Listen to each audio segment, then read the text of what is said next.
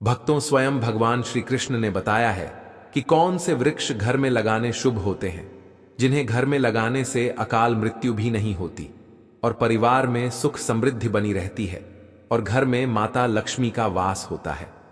भक्तों, आपको बता दें कि जो अमीर लोग होते हैं इन्हीं पौधों को अपने घर में लगाते हैं, तो आप भी इन पौधों को अपने घर में जरूर लगाएं।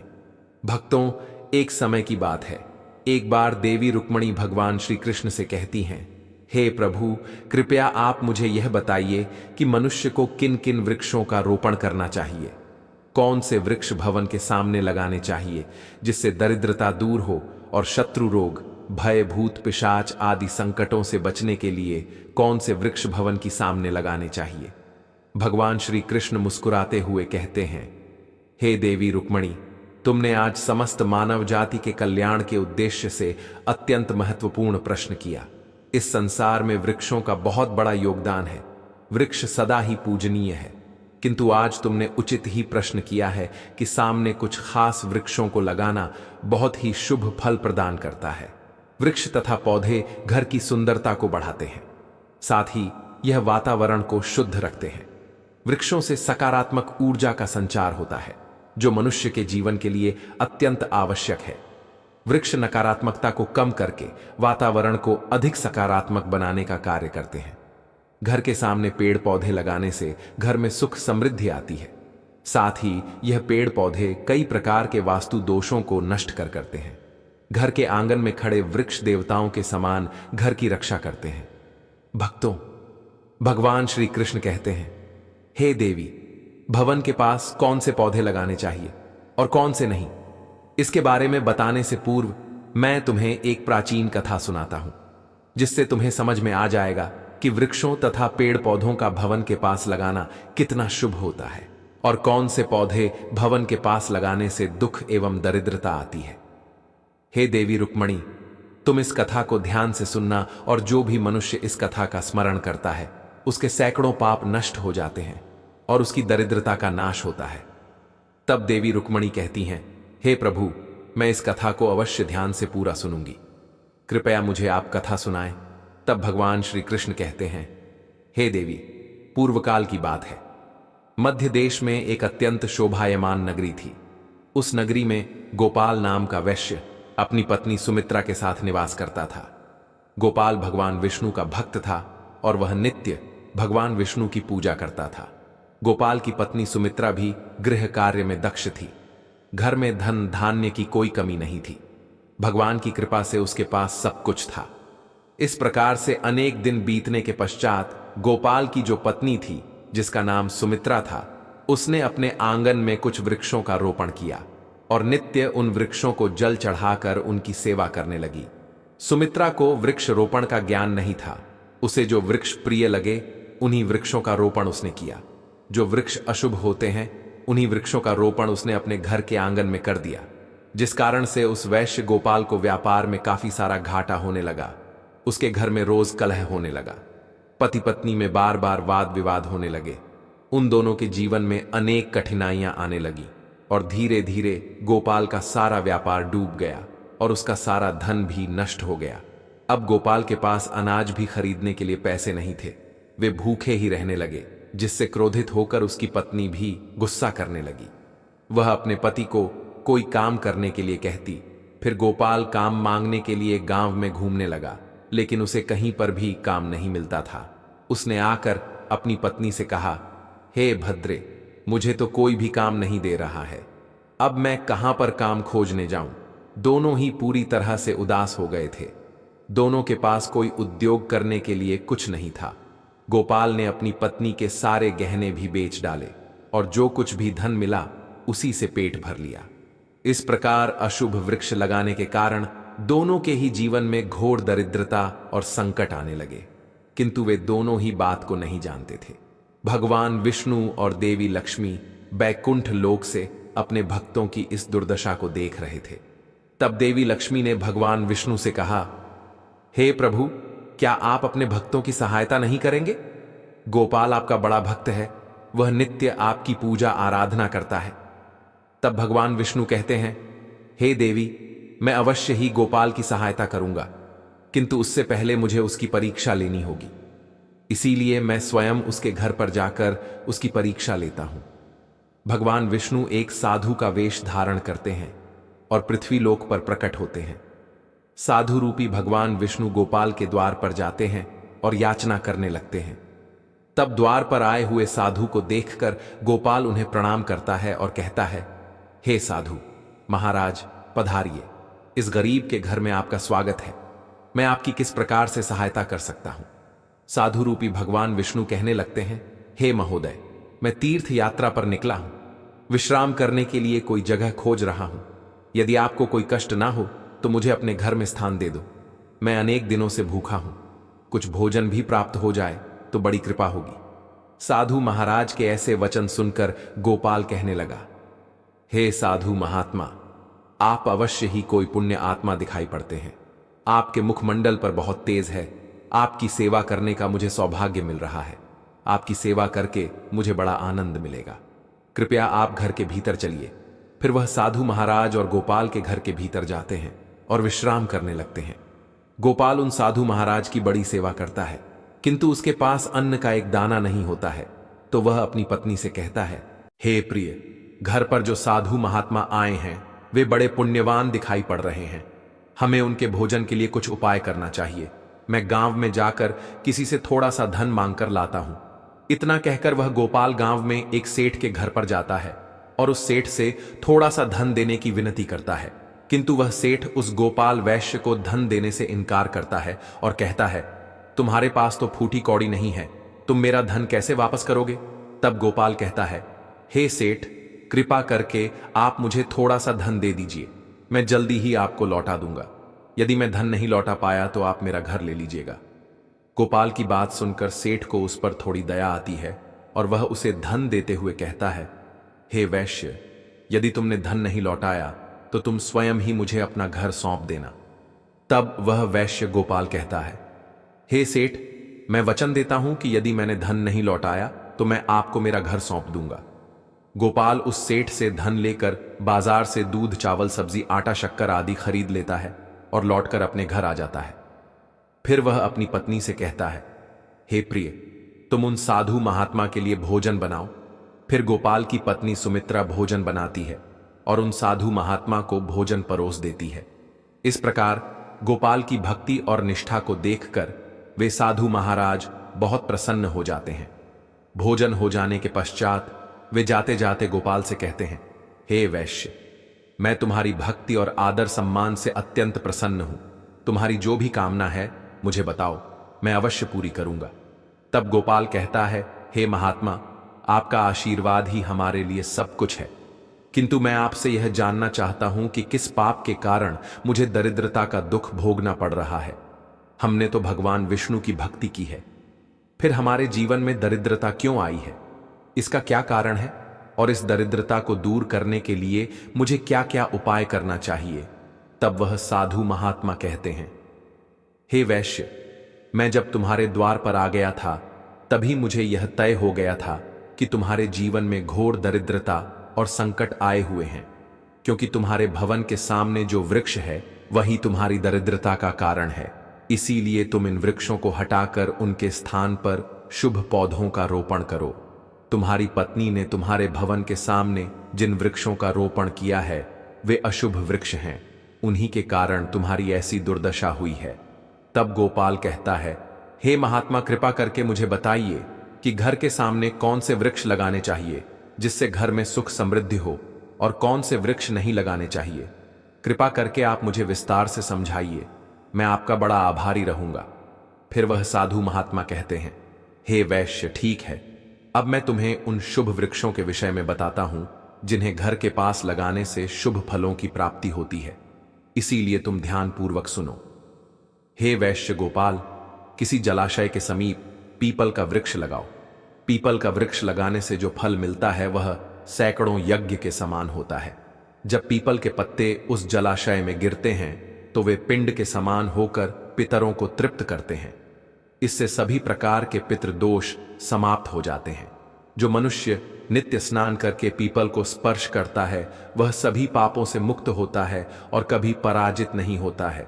पीपल को स्पर्श करने से लक्ष्मी की प्राप्ति होती है और उसकी प्रदक्षिणा करने से आयु में वृद्धि होती है। पीपल की जड़ में श्री विष्णु, तने में शिव जी और अग्रभाग में ब्रह्मा जी स्थित रहते हैं। अमावस्या के दिन पीपल को प्रणाम करने से जो फल मिलता है वह 1000 गाय के दान के बराबर होता है। इस संसार में पीपल के समान कोई वृक्ष नहीं है। साक्षात श्री हरि इस वृक्ष के रूप में पृथ्वी पर विराजमान है। पीपल के वृक्ष को चोट पहुंचाना अथवा उसकी टहनी तोड़ना महापाप माना गया है। ऐसा मनुष्य नरक में रहता है और जो पीपल को जड़ से काटता है उसका कभी नरक से उद्धार नहीं होता है। हे वैश्य, अब मैं तुम्हें दूसरे वृक्ष के बारे में बताता हूं। आंवले का फल समस्त लोकों में प्रसिद्ध और परम पवित्र है। आंवले को लगाने से स्त्री और पुरुष जन्म मृत्यु के बंधन से मुक्त हो जाते हैं। यह पवित्र फल भगवान विष्णु को अत्यंत प्रसन्न करने वाला एवं शुभ माना गया है। इसको खाने से सभी पापों से मुक्ति मिलती है। आंवला खाने से आयु बढ़ती है, उसका जल पीने से रोगों का नाश होता है और आंवले को जल में मिलाकर स्नान करने से दरिद्रता दूर हो जाती है तथा सभी प्रकार के ऐश्वर्य प्राप्त होते हैं। जिस घर में आंवला सदा मौजूद रहता है उस घर में कभी भूत प्रेत और राक्षस नहीं आते हैं। एकादशी के दिन आंवले की पूजा करने से संसार के सभी तीर्थों से बढ़कर फल प्राप्त होता है। जिस व्यक्ति के घर के सामने आंवले का वृक्ष होता है वहां साक्षात लक्ष्मी नारायण निवास करते हैं। तीसरा है अशोक का वृक्ष। अशोक के वृक्ष में अप्सराओं का निवास होता है। यह वृक्ष शोक का नाश करने वाला तथा निराशा को समाप्त करने वाला होता है। इस वृक्ष को घर के पास लगाने से घर में सुख शांति बनी रहती है। अशोक का वृक्ष शीतलता और यवन प्रदान करने वाला होता है। देवी लक्ष्मी ने जब सीता के रूप में अवतार लिया था तब रावण द्वारा अपहरण के बाद उनका वास अशोक वाटिका में था। अशोक के वृक्ष ने मां सीता की बहुत सेवा की थी, इसलिए मां सीता ने अशोक वृक्ष को यह वरदान दिया था कि जिस भी स्थान पर यह वृक्ष होगा वहां उनका सदैव ही निवास होगा। चौथा है पाकड़ का वृक्ष। प्रत्येक मनुष्य को पाकड़ का वृक्ष अवश्य लगाना चाहिए। यह वृक्ष लगाने से जो फल मिलता है वह महायज्ञ के समान होता है। कलयुग में मनुष्य यज्ञ नहीं कर पाएंगे, इसीलिए उन्हें एक पाकड़ का वृक्ष अवश्य लगाना चाहिए। पांचवा है नीम का वृक्ष। नीम का वृक्ष लगाने से सूर्य देव प्रसन्न होते हैं। नीम का वृक्ष आयु प्रदान करने वाला माना गया है। इसे घर के पास लगाने से नाना प्रकार के रोगों से छुटकारा मिलता और मां लक्ष्मी को नीम के पत्ते अति प्रिय होते हैं, इसीलिए वे नीम के वृक्ष के पास निवास करती हैं। घर के सामने नीम के वृक्ष का रोपण करने से धन संपत्ति की प्राप्ति होती है। छठा है जामुन का वृक्ष। यदि कोई मनुष्य कन्या प्राप्ति की कामना करता है तो उसे जामुन का वृक्ष अवश्य लगाना चाहिए। जिस मनुष्य के घर के सामने जामुन का वृक्ष होता है उसके घर में कन्या का जन्म होता है जो कुल का गौरव बढ़ाती है। सातवां है बेल का वृक्ष।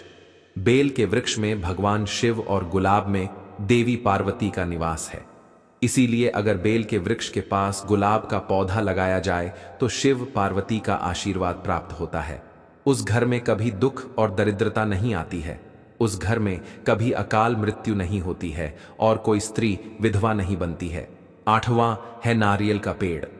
नारियल का पेड़ लगाने से पुरुष अनेक गुणवान संतान का पिता बनता है। नारियल किसी भी धार्मिक अनुष्ठान का आवश्यक अंग होता है। यह अत्यंत शुभ माना जाता है। कुंद और मोगरे के पेड़ में गंधर्व निवास करते हैं, इसीलिए इस पौधे का रोपण अपने घर के पास करने से कार्यों में सिद्ध और शुभ फलों की प्राप्ति होती है। खासकर कला के क्षेत्र में काम करने वाले लोगों को यह पौधा अवश्य लगाना चाहिए। यदि किसी मनुष्य को चोर और लुटेरों का भय सता रहा है तो उसे अपने घर के पास कीकर का वृक्ष जरूर लगाना चाहिए। यह वृक्ष चोर लुटेरों को भयभीत करता है और घर की रक्षा करता है। हल्के वृक्ष पुण्य और लक्ष्मी प्रदान करते हैं। इन वृक्षों का रोपण करने से दुख और दरिद्रता समाप्त हो जाती है। घर की उत्तर दिशा में 5 कनक चंपा का पौधा लगाया जाए तो धन में वृद्धि होती है। केले का पेड़ भी बहुत शुभ होता है और यह घर में सुख समृद्धि और खुशहाली लाता है। केले के पेड़ में भगवान विष्णु का वास होता है, इसलिए घर में केले का पेड़ होने से घर में धन की कमी नहीं होती है। हर श्रृंगार के पौधे को पारिजात भी कहा जाता है। इस पौधे की उत्पत्ति समुद्र मंथन के समय हुई थी। और देवी लक्ष्मी भी समुद्र मंथन से ही प्रकट हुई थी। इसीलिए पारिजात के पौधे का बहुत अधिक महत्व है। यदि इस पौधे को अपने घर पर लगाते हैं तो आपको मां लक्ष्मी की विशेष कृपा प्राप्त होगी। घर के आंगन में नारियल का पेड़ होने से उस घर में हमेशा शुभता बनी रहती है और उस घर के सदस्यों का समाज में बहुत मान सम्मान होता है। सुंदर पत्नी की कामना करने वाले मनुष्य को अनार का वृक्ष लगाना चाहिए। जो मनुष्य सुंदर, सुशील और सौभाग्यशाली पत्नी की कामना करता है उसे अपने घर के आंगन में या पास में अनार का वृक्ष अवश्य लगाना चाहिए। अनार का वृक्ष न केवल स्वास्थ्यवर्धक फल प्रदान करता है बल्कि इसे शुभता और सौंदर्य का प्रतीक माना गया है। अनार का वृक्ष अपने लाल फूलों और फलों के कारण सकारात्मक ऊर्जा का संचार करता है। इस वृक्ष को देवी लक्ष्मी का प्रतीक भी माना गया है और इसकी उपस्थिति घर में धन, समृद्धि और पारिवारिक सौहार्द को बढ़ाती है। अनार के फल का सेवन करने से शरीर स्वस्थ और कांतिमय होता है। पलाश का पेड़ ब्रह्म तेज प्रदान करता है, इसीलिए इसका रोपण अवश्य करना चाहिए। पलाश को धर्म का वृक्ष कहा जाता है। इसे भगवान ब्रह्मा और अग्नि का प्रतीक माना गया है। इसके लाल फूल ऊर्जा, शक्ति और उत्साह के प्रतीक हैं। पलाश का वृक्ष व्यक्ति को आध्यात्मिक उन्नति प्रदान करता है। यह साधना और तपस्या में सहायता करता है और व्यक्ति के भीतर ब्रह्म ऊर्जा का प्रवाह बढ़ाता है। पलाश की लकड़ी और पत्ते यज्ञ और पूजा में उपयोग किए जाते हैं। इनसे निर्मित संविधा अग्नि को प्रज्वलित करती है और वातावरण को पवित्र बनाती है। वंश वृद्धि और संतान प्राप्ति की कामना करने वाले मनुष्य को अशोक का वृक्ष अवश्य लगाना चाहिए। अगर मनुष्य किसी बीमारी से पीड़ित है तो उसे सहजन का वृक्ष लगाना चाहिए। सहजन का वृक्ष लगाने से बड़े बड़े रोग नष्ट हो जाते हैं। यह वृक्ष आरोग्य प्रदान करने वाला होता है। अब हम आपको बताते हैं कि कौन से वृक्ष घर के सामने नहीं लगाना चाहिए। पहला है मरुस्थलीय पौधे। मरुस्थलीय पौधों के कांटे उनके आसपास नकारात्मक ऊर्जा का संचार करते हैं। ये पौधे घर में मानसिक तनाव, झगड़े और अशांति का कारण बन सकते हैं। घर के भीतर कांटेदार पौधों का रोपण वास्तु दोष उत्पन्न करता है। इससे घर के सदस्यों को आर्थिक तंगी, स्वास्थ्य समस्याएं और पारिवारिक कलह का सामना करना पड़ सकता है। मनुष्य को कभी भी ताड़ का वृक्ष नहीं लगाना चाहिए। ताड़ का वृक्ष संतान का नाश करने वाला होता है। जिस घर के पास ताड़ का वृक्ष होता है उस घर की संतानों की कभी उन्नति नहीं होती है। मनुष्य को कभी भी अपने घर के पास भेड़ा का वृक्ष नहीं लगाना चाहिए। इस वृक्ष पर भूत का वास होता है। जो मनुष्य भेड़ा का वृक्ष लगाता है वह भूत बन जाता है। इसके नीचे बैठकर कभी पूजा पाठ भी नहीं करना चाहिए। घर में कभी भी ऐसे पौधे नहीं लगाने चाहिए जिनको काटने या तोड़ने पर दूध निकलता हो। घर के सामने कभी भी बबूल का पेड़ नहीं लगाना चाहिए। इसे लगाने से विपत्ति आती है। घर के सामने बेर का वृक्ष भी नहीं लगाना चाहिए। इसे लगाने से नकारात्मकता बढ़ती है, धन का नाश होता है और संकट आते हैं। घर के अत्यंत समीप आम का वृक्ष भी नहीं लगाना चाहिए। इस वृक्ष की छाया घर पर पड़ना अशुभ फल प्रदान करता है, अतः इस वृक्ष को घर से दूर लगाना चाहिए। किसी भी मनुष्य को अपने घर के सामने पपीते का वृक्ष नहीं लगाना चाहिए। इस वृक्ष को लगाने से धन का नाश होता है और दरिद्रता आती है। अगर पीपल का वृक्ष भवन की पूर्व दिशा में हो तो घर में निर्धनता प्राप्त हो सकती है। वट वृक्ष घर की पश्चिम दिशा में हो तो घर में शोक का वातावरण रहता है। दक्षिण दिशा में तुलसी का पौधा हो तो संतान को पीड़ा सहन करनी पड़ती है। किसी भी मृत वृक्ष की छाया घर पर पड़ती है तो यह मृत्यु सूचक होती है। मृत वृक्ष को तुरंत उखाड़ देना चाहिए। मरुस्थलीय पौधे कठोर और सूखे वातावरण में पनपते हैं। इन पौधों में कांटे और मोटे तने होते हैं जो नमी और जल को संचित करने के लिए अनुकूल होते हैं, लेकिन इनकी प्रकृति घर के भीतर या आंगन में शुभ नहीं मानी जाती। साधु महाराज उस गोपाल वैश्य से कहते हैं, हे वैश्य गोपाल, मैंने तुम्हें इन सभी शुभ और अशुभ वृक्षों के विषय में बता दिया है, इसीलिए तुम इन वृक्षों का रोपण करो और भगवान की कृपा प्राप्त करो। गोपाल कहता है, हे महात्मा, आपने आज मुझे उत्तम ज्ञान दिया है, मैं आपका धन्यवाद करता हूं। फिर साधु रूपी भगवान विष्णु गोपाल को आशीर्वाद देकर उस स्थान से अंतर्ध्य हो जाते हैं। साधु महात्मा को अचानक अदृश्य हुआ देखकर गोपाल और उनकी पत्नी को आश्चर्य होता है। फिर उन्हें समझ में आ जाता है कि साक्षात भगवान विष्णु ही उनके घर पर आए थे। फिर गोपाल उन साधु महात्मा के कहे अनुसार अपने घर के सामने अनेक शुभ वृक्षों का रोपण करता है, जिससे अचानक ही उसे बहुत सारा धन प्राप्त होता है और उसकी दरिद्रता दूर हो जाती है। गोपाल और उसकी पत्नी भगवान विष्णु का धन्यवाद करने लगते हैं। भगवान श्री कृष्ण कहते हैं, हे देवी रुक्मणी, इस प्रकार से मैंने तुम्हें शुभ और अशुभ दोनों प्रकार के वृक्षों के बारे में बताया है। अब तुम भी जाकर अपने भवन के पास इन वृक्षों का रोपण करो। भक्तों, इस प्रकार से भगवान श्री कृष्ण ने भवन के पास लगाए जाने वाले शुभ और अशुभ वृक्षों के बारे में बताया है। तो भक्तों, उम्मीद है आपको यह जानकारी अवश्य पसंद आई होगी। जानकारी अच्छी लगी तो वीडियो को लाइक जरूर करें।